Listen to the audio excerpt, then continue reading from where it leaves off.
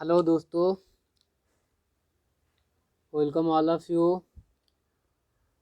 दोस्तों आज हम डिस्कस करेंगे कि मेरा आईआईटी बॉम्बे का पीएचडी इंटरव्यू का सफ़र कैसा था, इंटरव्यू का एक्सपीरियंस कैसा था।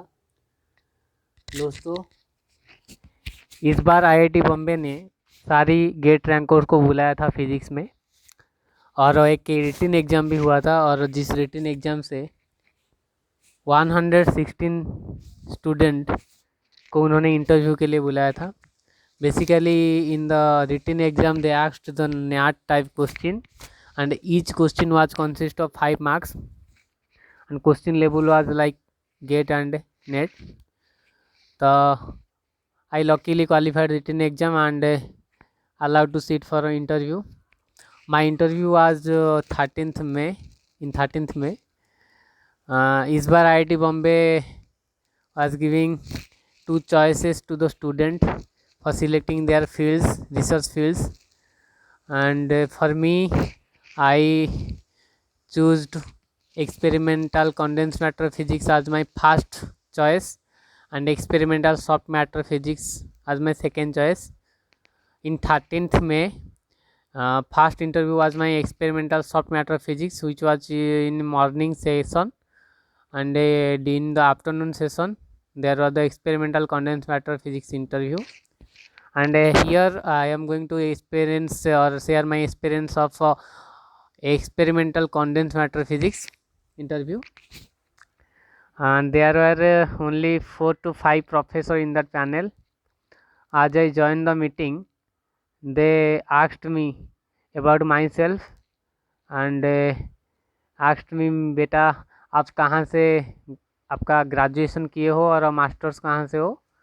I replied that I completed my graduation from Utkal University, Odisha, and my masters from NIT Nagpur.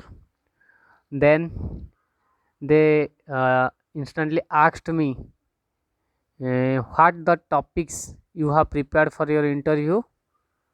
मैंने बताया sir I have prepared very well my MSc project,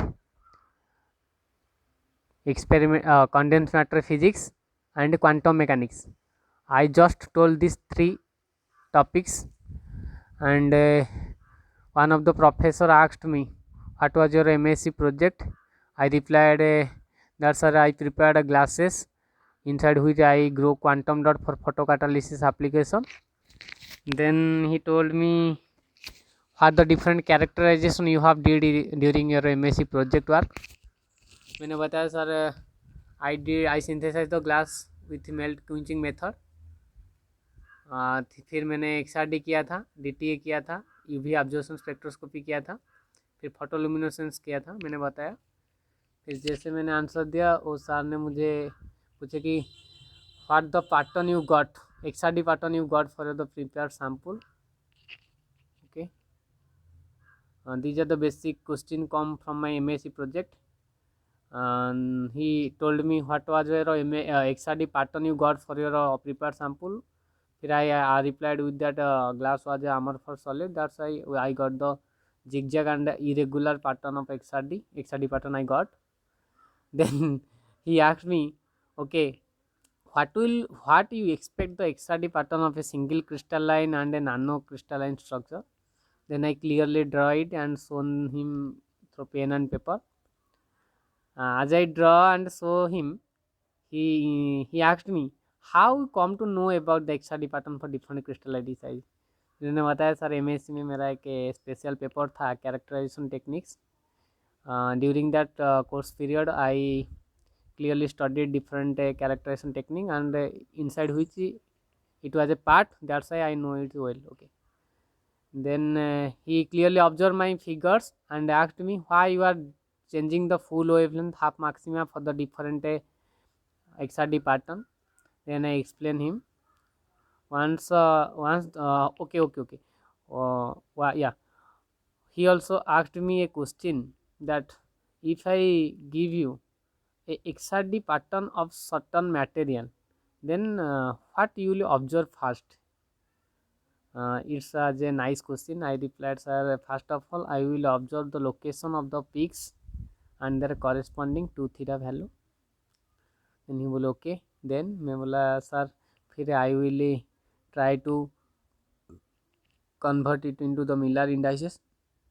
Then corresponding Miller indices will indicate the types of crystal structure and different property of the prepared sample. Then he asked me what are the basic information are you getting from XRD pattern. Here I replied, sir, we basically know the different crystallite structures, grain size, and phases of the prepared sample from XRD pattern. These are the basic questions from my MSc project. Yeah, he also asked me about UV visible absorption spectroscopy because it was the gist of my MSc project, from which I able to find the energy band gap of the different quantum dots. So there are some basic questions from UV visible absorption spectroscopy. Okay friends, these are the basic questions which was asked me from my MSc project in IIT Bombay interview session.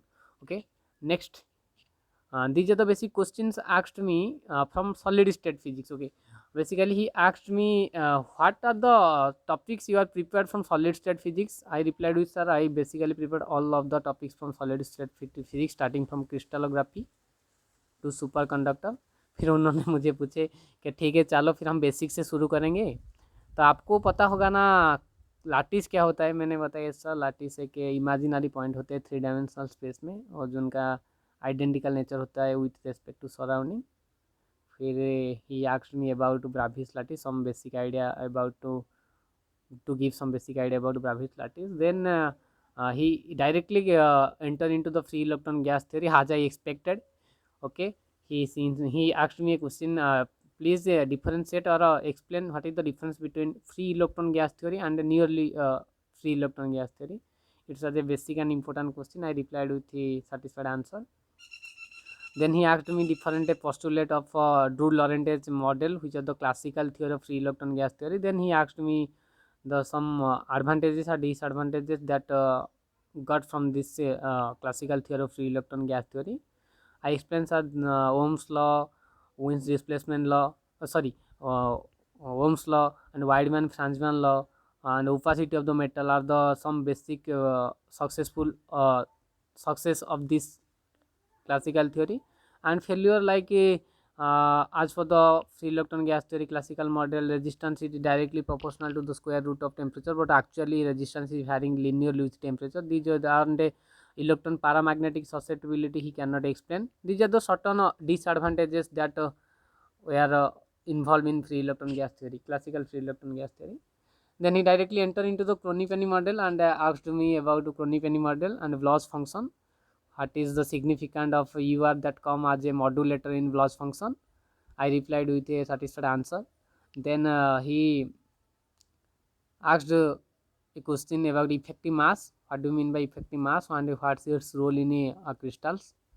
Okay, these are the basic questions comes from solid state physics. Okay, next he told one professor to check my mathematical background, and the professor asked me about what the topics you have studied in mathematical physics. I told Fourier series, Fourier transform, complex analysis. जैसे मैंने complex analysis बताया वो फिर शुरू किया कि what you read in complex analysis. मैंने बताया sir analyticity, share condition, Cauchy integral formula, Cauchy integral theorem, फिर रेसिड्यू थ्योरम. फिर उन्होंने एक फंक्शन दिया F Z is equal to root Z by sine Z and asked me to find the singular point. As I told singular point is z equal to n pi. He instantly replied the can you check the type of singularity. फिर मैंने उनको type of singularity check करके दिखाया. फिर he asked me different type of singularity. I replied isolated singularity, non isolated singularity, फिर उनका division removal singularity, essential singularity and poles. फिर he give me a function f Z is equal to z and asked me to find it singular point. मैंने रिप्लाई किया कि sir it's no singular point because it's already analytic function. फिर he asked me a interesting question. I got it first time, that what is the basic difference between a regular integration and a contour integration. I replied that sir, basically in counter integration we specified a region, and within the region the function must be analytic, that means its value should be finite. But in regular integration we do not care about the singular point of that function, and irrespective of the singular point we are taking the integral value of that function. Okay. Okay, फिर finally he gave me an interesting matrix and and asked me to find its inverse. Here I look it into carefully and answered that, sir, its inverse cannot be exist because the determinant of that matrix was a 0, so its inverse will not exist. These are the some basics and fundamental questions come from mathematical physics.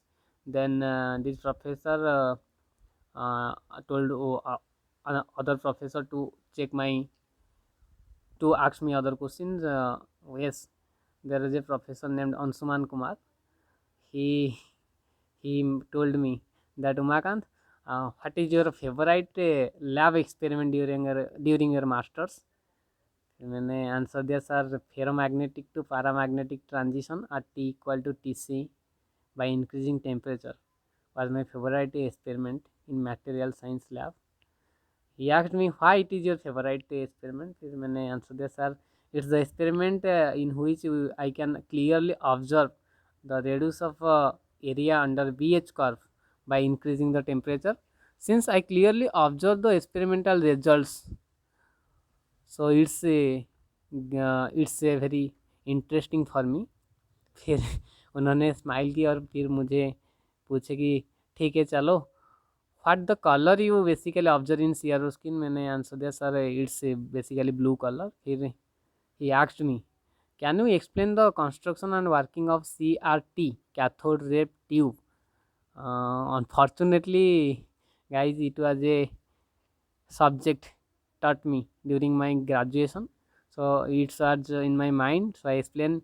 Basically in CRT there is a electron gone from which electron are oscillated with a high kinetic energy, and they are strike with the fluorescent skin, and there is a electronic transition, and during the dx lower transition electron give us certain wavelength that we observe on our CRO skin. Very instantly he asked me, can you explain the fluorescence and phosphorence?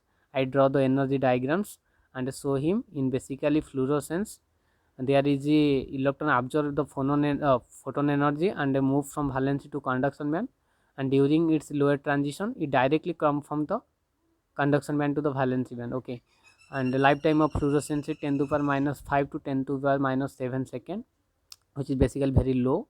And in phosphorescence what happens, basically electron absorb the photon energy and it moves from valence to the conduction band, and during the lower transition it does not come directly from conduction band to the valency band, it basically comes from conduction band to a metastable state, then from metastable state it come to the valency band, and during this transition from metastable state to valency band it emit the radiation. So its life period of phosphorescence is somewhat high from the fluorescence, and its time period is 10 to the power minus 3 second. Okay, then he asked me different situations inside the CRT skin, like what will happen or what you guess that whenever electron energy will be low and electron energy is very high. I replied that, sir, it's a fundamental and thinkable question, so I basically use my basic knowledge and answer him. I answer like that, if, sir, you increase the kinetic energy of electron is so high, into so high, then it will able to stack the atom of fluorescence material, and then it will knock out the electron from the fluorescence atom. There will be X-ray like phenomena. Okay, I expect that there will be X-ray like phenomena there, like, so we never find fluorescence or phosphorescence. Electron will be totally knocked out from the atom. Then he gave me situation when electron energy will be low. I told that, sir, electron energy will be low, then it will strike the fluorescence atom weakly and cannot cause the excitation of electron, so we will never expect any fluorescence or phosphorescence in that situation. Okay, and these are the basic MSc lab questions which was asked to me during IIT Bombay interview. And the fourth professor was there who did not ask me any question. He told that he had already answered a lot of question, so I have no question to ask him. And It was a very interesting interview for me. It's the second interview of my career after BARC and first PhD interview of my life. So it was a very interesting interview for me. I enjoyed a lot कि hopping कि interview का result भी कुछ अच्छा ही आएगा. तो it's a basically A happy journey for me. So thank you so much. I think you will got some basic idea of PhD interview, how it's going on. Thank you guys. I hope you will share and like and subscribe my channel. Thank you so much.